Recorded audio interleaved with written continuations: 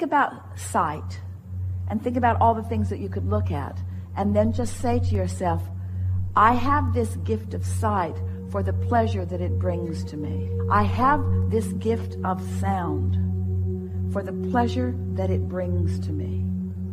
This sensual feeling of touch, my physical body has all of these sensory perceivers within it, all for the pleasure that it brings to me. My sense of taste, all for the pleasure that it brings to me. What other reason would there be for that? What other reason would there be for the sense of taste other than for the pleasure of that which it brings to you? Can you think of any other reason? You just didn't get planted here with your inability to see or hear or smell or taste or touch. You came with the ability to translate vibrationally for the purpose of, and we want you to feel what the purpose of it is, for the joy of your physical experience.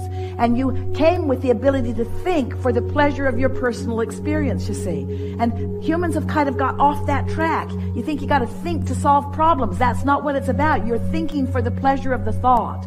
And when you start reaching for the thought because of the pleasure that it could possibly give you, then you don't say you're sorry because that's not a pleasurable thought. And you don't say you're nervous because that's not a pleasurable thought. You focus your mind in ways that brings you pleasure, and then you sustain that vibration, and then you live the life that you came to live.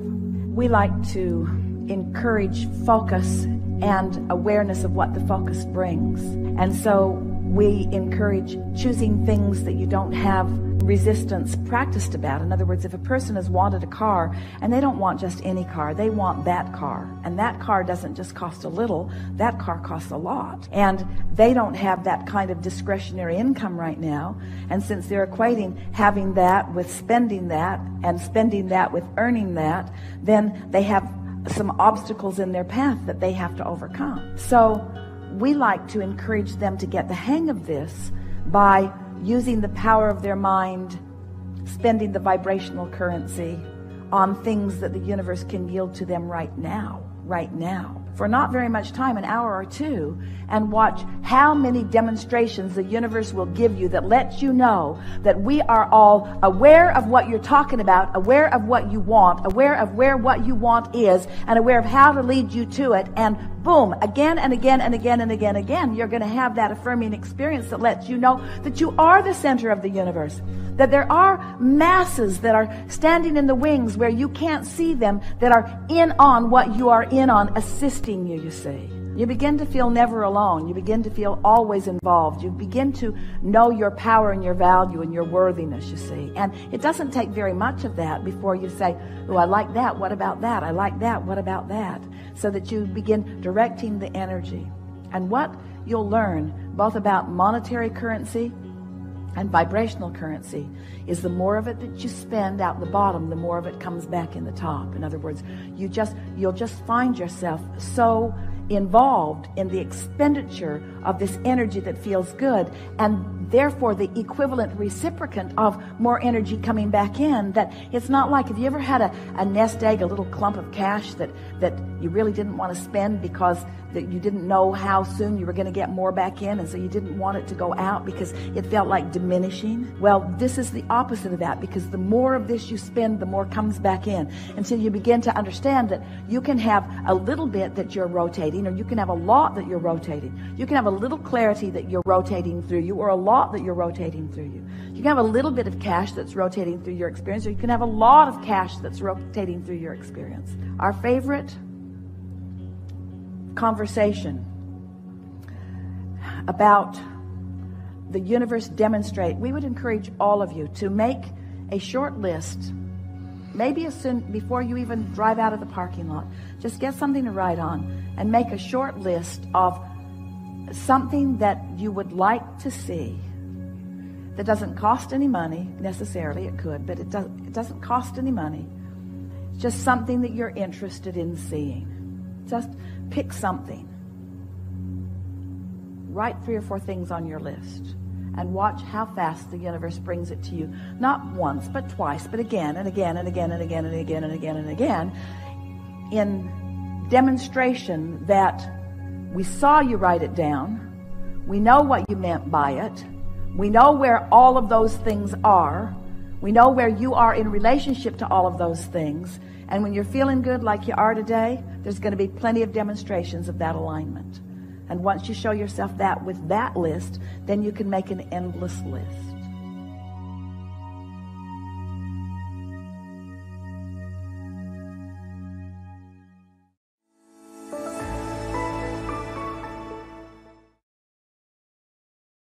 There is nothing that exists in your desire that you cannot fully manifest. Nothing. If this time-space reality has the wherewithal to inspire the desire within you, you have the ability to translate it. But before you can begin to do that, you have to accept that you are a perceiver of the vibration. And that's where so many of you get tripped up, because you look around and you don't even realize that you've been perceiving, and you look around at this world which is full of stuff and others doing all kinds of things.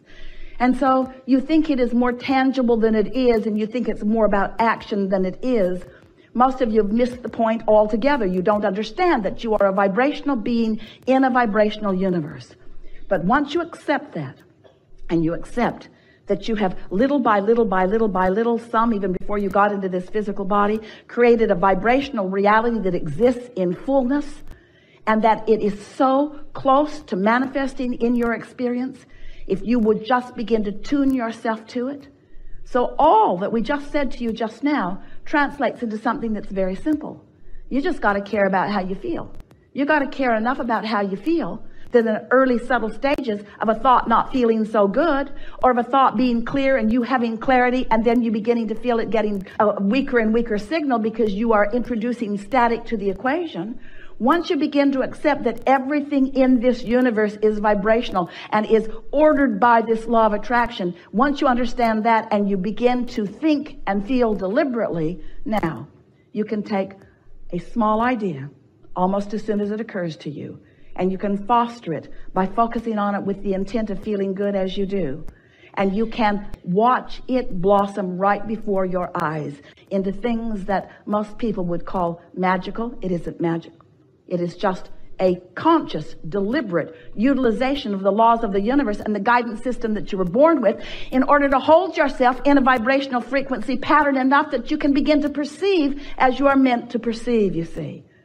And the thing about this is, don't worry that you will begin to create things that others can't see, because they will gain enough momentum that everyone will see them. And then you will be standing in that crowd of those who are the receivers of things that you want, with so many standing outside of that crowd who are receiving everything they want, beginning to assign all kinds of bogus reasons to your success. They'll say that you were lucky. No, you weren't. You were focused. They will say that you must have been born under the right star. Well, everyone was. They'll say that you must have been good in a past life. Irrelevant, but true. You all were. You are vibrational beings who live in a vibrational universe.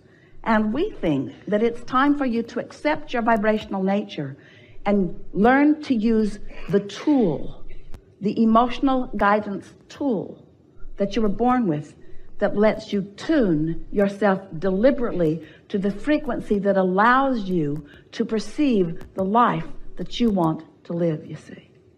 It's so fun to live on purpose. And while so many people are doing all right, living by default, because there's enough good stuff around to observe, to hope for, and to dream for, most of all, what we desire for you is the freedom that comes only when you gain control of your own vibration. That's the freedom that you want.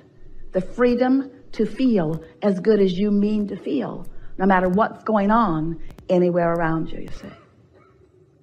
So, almost everyone is offering their vibration in response to what they are observing. Almost everyone is living a rather conditional love experience. And we want to say to you that in most cases, you are looking for love in all the wrong places, because where it is in the harmonics between you and you. The relationship that you must foster, the relationship that you were born knowing about, is the relationship between the source and you here in your physical body, between that inner being part of you. Some refer it to you as your soul. We call it your inner being, but it is that source energy. It's that expanded version of you that has been expanding even today with different things that you've been thinking about and experiencing. So as you are seeking relationship with that relationship first, if the relationship between you and who you really are is primary to you, if feeling good matters most to you, then everything else will fall into place.